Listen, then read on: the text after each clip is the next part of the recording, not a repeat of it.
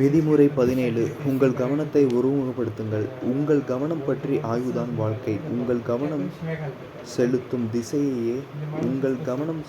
திசையையே உங்கள் வாழ்க்கை பின்தொடர்கிறது. ஜே. கிருஷ்ணமூர்த்தி. ஒருமித்த கவனக்குவிப்பு உயர்ந்த செயல்திறனுக்கு இன்றியமையாதது. மின்னணு கருவிகள் மற்றும் பிற இடையூறுகள் நம் கவனத்தை பெரிதும் மழுங்கடிக்கின்றது, நம் மனத்தை அலைபாய வைக்கிறது. இறுதியில் நாம் நம் வேலையில் மோசமாக செயல்படவும் தோல்வியை தழுவவும் வழிவகுக்கிறது. தொடர்ந்து மின்னஞ்சல்களை படிப்பதும் அவற்றுக்கு பதிலளிப்பதும் தொலைபேசி அழைப்புகள் விடுப்பதும் பெறுவதும் குறுஞ்செய்திகளை அனுப்புவதிலும் பெறுவதிலும் தீவிரமாக மூழ்கி கிடப்பதும் நம்முடைய மூளையின் மீது ஓர் எதிர்மறையான தாக்கத்தை ஏற்படுத்துவதாக சமீபத்திய ஆய்வுகள் நிரூபித்துள்ளன. இந்த எதிர்மறை தாக்கத்தின் விளைவாக ஒன்றின் மீது தொடர்ந்து சிறிது நேரம் கவனம் செலுத்துவது நமக்கு கடினமான காரியமாக ஆகிறது. நம்முடைய எதிர்காலத்தையும் வெற்றிகளையும் தீர்மானிக்கின்ற நடவடிக்கைகளை நாம் நிறைவேற்ற முடியாதபடி செய்துவிடுகிறது. ஓர் அடிமை பழக்கத்தை உருவாக்கி கொள்ளுங்கள்.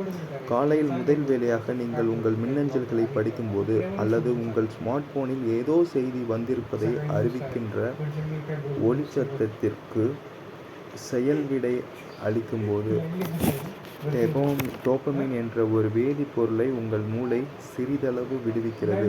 அது உங்களுக்கு இன்பத்தை கொடுக்கிறது.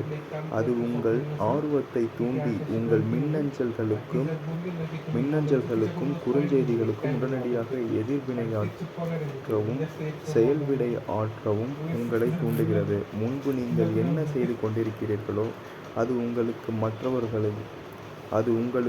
மறந்து விடுகிறது. இப்போது உங்கள் கவனம் முழுவதும் அந்த புதிய செய்தியில்தான் குவிந்திருக்கிறது.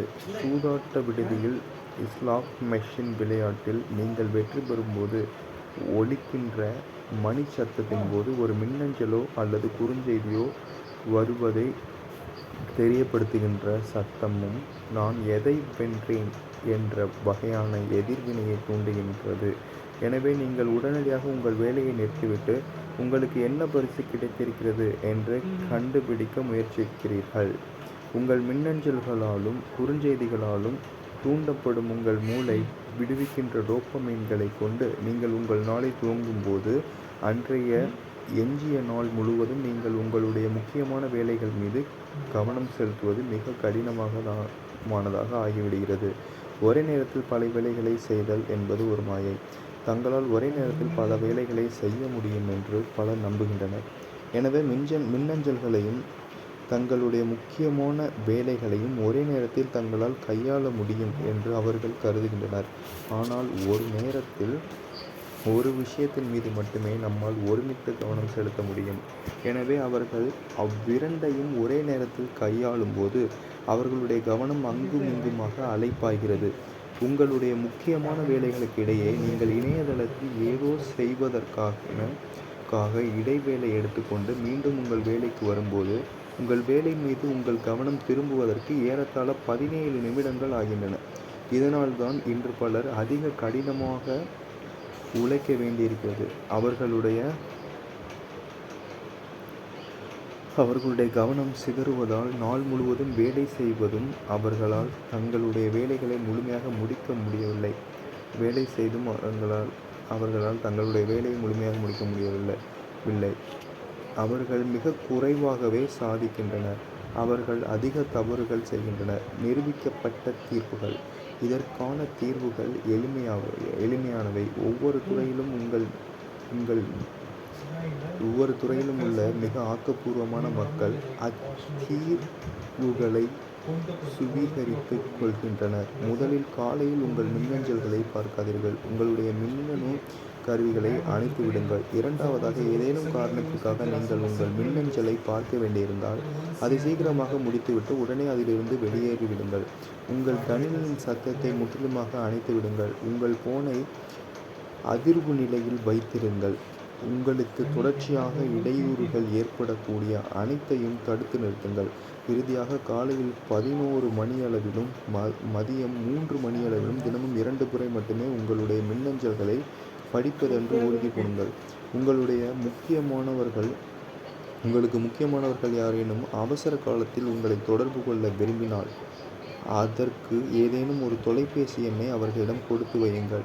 நீங்கள் ஒரே ஒருவருடன் ஒரு சந்திப்பில் ஈடுபட்டிருந்தாலும் சரி, அல்லது பலரை உள்ளடக்கிய ஒரு சந்திப்பு கூட்டத்தில் கலந்து கொண்டிருந்தாலும் சரி, இதே வழியை பின்பற்றுங்கள். மின்னணு கருவிகளை அணைத்து வைத்து விடுங்கள். நீங்கள் இன்னொருவருடன் இருக்கும்போது உங்கள் கணினியிலோ ஸ்மார்ட் போனிலோ அல்லது தொலைபேசியிலோ மும்முரமாக இருப்பதன் மூலம் உங்களை ஒருபோதும் அவமானப்படுத்தாதீர்கள். மற்றவர்கள் மீது 100% கவனம் செலுத்துங்கள். இது உங்களுக்கு வீட்டுச் சூழலுக்கும் பொருந்தும். உங்களுடைய உற்பத்தி திறனை இரட்டிப்பாக்கிக் கொள்ளுங்கள். உங்கள் உற்பத்தி திறனை இரட்டிப்பாக்குவதற்கான ஓர் எளிய வழி இது. முதலில் உங்கள் நாளை முன்கூட்டியே திட்டமிடுங்கள். உங்களுடைய மிக முக்கியமான வேலையை தேர்ந்தெடுத்து கொள்ளுங்கள். பிறகு காலையில் மற்ற எல்லாவற்றையும் விடுத்து முதலில் அந்த வேலையை துவங்கிவிடுங்கள். இரண்டாவதாக, எந்த கவனச்சிதறலுக்கும் இடம் கொடுக்காமல் தொடர்ந்து 1.5 மணி நேரம் வேலை செய்யுங்கள். அதன் பிறகு ஒரு 15 நிமிடம் இடைவேளை எடுத்துக்கொள்ளுங்கள். மூன்றாவதாக, மீண்டும் உங்கள் வேலையில் மும்முரமடைந்து இன்னொரு 1.5 மணி நேரம் தொடர்ந்து வேலை செய்யுங்கள். இறுதியாக, அந்த 3 மணி நேர உழைப்புக்கு பிறகு உங்கள் மின்னஞ்சல்களை படியுங்கள். உங்களுக்கு சிறிதளவு டோபமைன்களை கொடுத்து கொள்வதன் மூலம் வெகுமதி வழங்கிக் கொள்ளுங்கள்.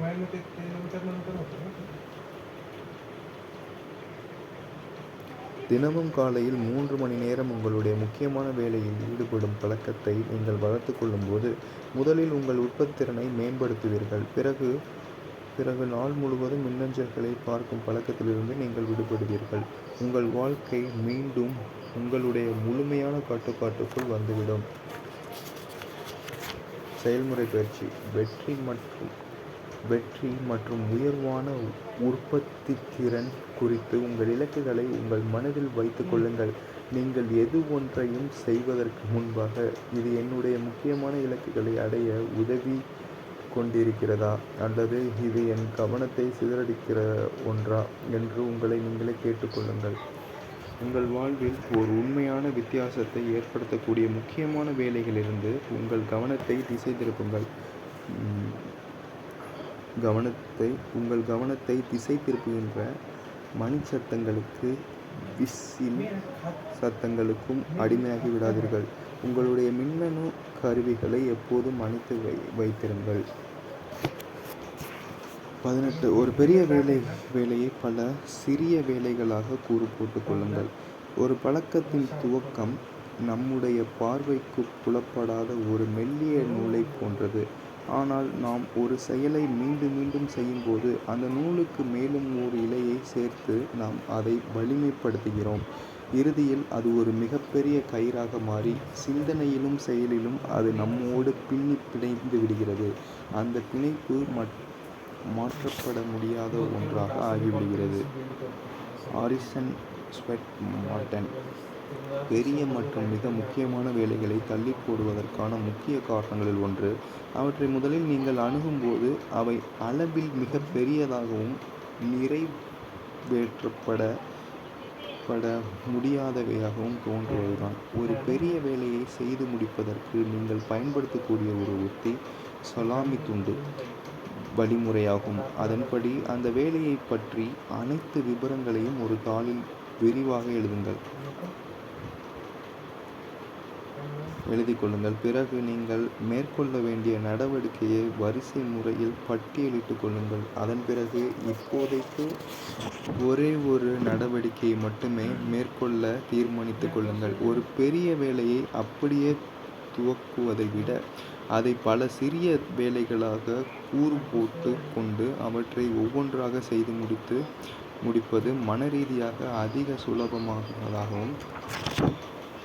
சுலபமானதாகவும் இருப்பதை நீங்கள் காண்பீர்கள். ஒரு வேலையில் ஒரு பகுதியை நீங்கள் துவங்கி நிறைவேற்றியவுடன் அவ்வேலை தொடர்பாக அடுத்த நடவடிக்கையை மேற்கொள்வதற்கான தூண்டுதல் தானாக உங்களுக்கு தோன்றும். விரைவில் ஒரு நேரத்தில் ஒரு சிறு நடவடிக்கை என்ற கணக்கில் அந்த முழு வேலையையும் நீங்கள் முடித்து விடுவீர்கள். வேலையை நிறைவேற்றுவதில் தீவிரமாக இருங்கள். எடுத்த காரியத்தை முடித்தாக வேண்டும் என்ற ஒரு தூண்டுதல் உங்களுக்கு ஆழமாக உறைந்திருக்கிறது என்பதை நீங்கள் நினைவில் கொள்ள வேண்டிய ஒரு விஷயமாகும். உங்கள் வேலை எதுவாக இருந்தாலும் நீங்கள் அதை துவக்கி முழுமையாக செய்து முடிக்கும்போது அதிக மகிழ்ச்சியை நீங்கள் உணர்வீர்கள். நீங்கள் அதிக சக்தி வாய்ந்தவர்கள் என்ற உணர்வு உங்களுக்கு ஏற்படுகிறது.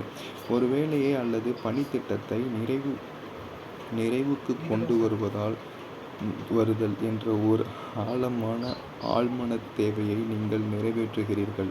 இந்த முழுமை உணர்வு நீங்கள் உங்களுடைய அடுத்த வேலையை துவங்கி அதை நிறைவேற்றுவதை நோக்கி செயல்பட உங்களுக்கு ஊக்குவிக்கிறது. அதே சமயம் என்டார்பின்களை விடுக்க இது உங்கள் மூளைகளை தூண்டுகிறது. நீங்கள் துவக்கி நிறைவேற்றுகின்ற வேலை எவ்வளவு பெரிதாக இருக்கிறதோ அவ்வளவு அதிக சிறப்பாகவும் அதிக மகிழ்ச்சியாகவும் நீங்கள் உணர்வீர்கள். நீங்கள் உண்ணும் கவலை எவ்வளவு பெரிதாக இருக்கிறதோ அவ்வளவு அதிக சக்தியையும் ஆற்றல்களையும் நீங்கள் உணர்வீர்கள்.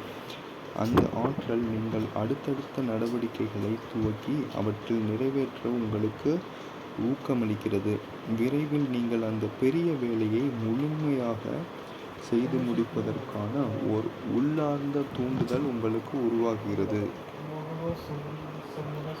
ஸ்விஸ் சீஸ் விதிமுறை.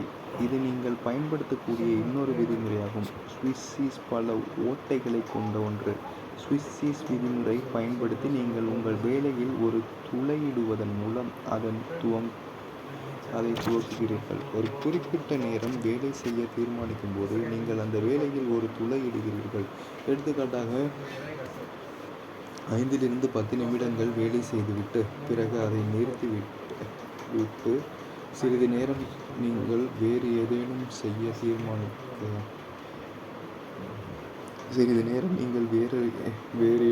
செய்ய தீர்மானிக்கக்கூடும். அதாவது நீங்கள் உங்கள் தவளை ஒரு கடி கடித்துவிட்டு பிறகு ஓய்வெடுக்கக்கூடும் அல்லது வேறு ஏதேனும் செய்யக்கூடும். அந்த விதிமுறை சலாமி துண்டு விதி வழிமுறை போலவே சக்தி வாய்ந்தது. அந்த முறையில் நீங்கள் வேலை செய்ய தொடங்கியவுடன் முன்னோக்கி செயல்படுவதற்கான உத்வேகத்தை, ஏதோ ஒன்றை சாதிக்கும் உணர்வையும் நீங்கள் உணர்கிறீர்கள். நீங்கள் ஆற்றலும் உற்சாகமும் அடைவீர்கள். ஓர் உள்ளார்ந்த ஊக்குவிப்பை உணர்வீர்கள். வேலை முடியும் வரை விடாமுயற்சியுடன் செயல்படுவதற்கான உந்துதலை உணர்வீர்கள். நீங்கள் முதன்முறையாக அணுகும் வேலை உங்களை திணறடிப்பது போல உங்களுக்கு தோன்றும் போது மேற்கூறிய 2 விதிமுறைகளில் ஏதேனும் ஒன்றை அதற்கு பயன்படுத்தி பாருங்கள். காலம் தாழ்த்துதலை தவிர்ப்பதற்கு இவ்விரண்டு உத்திகளும் எவ்வளவு உதவிகரமாக இருக்கின்றன என்பதைக் கண்டு நீங்கள் வியப்பீர்கள். என்னுடைய பல நண்பர்கள் தினமும் ஒரு பக்கம் அல்லது ஒரு பத்தி எழுதுவதற்கு உறுதி பூண்டு அதன் மூலம் தங்கள் புத்தகங்களை எழுதி முடித்து வெற்றிகரமாக நூலாசிரியர்களாக ஆகியுள்ளனர். உங்களாலும் அதை செய்ய முடியும். செயல்முறை பயிற்சி. நீங்கள் இதுவரை தள்ளி போட்டு வந்துள்ள பெரிய சிக்கலான பல நடவடிக்கைகளை உள்ளடக்கிய ஒரு வேலையை உடனடியாக துவங்குவதற்கு சலாமி துண்டு வழிமுறை அல்லது ஸ்விஸ் சீஸ் வழிமுறையை பயன்படுத்துங்கள். நடவடிக்கை எடுக்கும் மனப்போக்கை சுவீகரியுங்கள். உயர்ந்த சாதனையாளர்களிடம் உங்கள் ஒரு பொதுவான பண்பு நலன் என்னவென்றால் அவர்கள் ஒரு நல்ல யோசனையை செவிமடுக்கும் போது அவர்கள் உடனடியாக அது குறித்து நடவடிக்கை எடுக்கின்றனர். நீங்கள் எந்த ஒரு வேலையையும் தாமதப்படுத்தாமல் இன்றே உங்கள் முயற்சியை துவங்குங்கள்.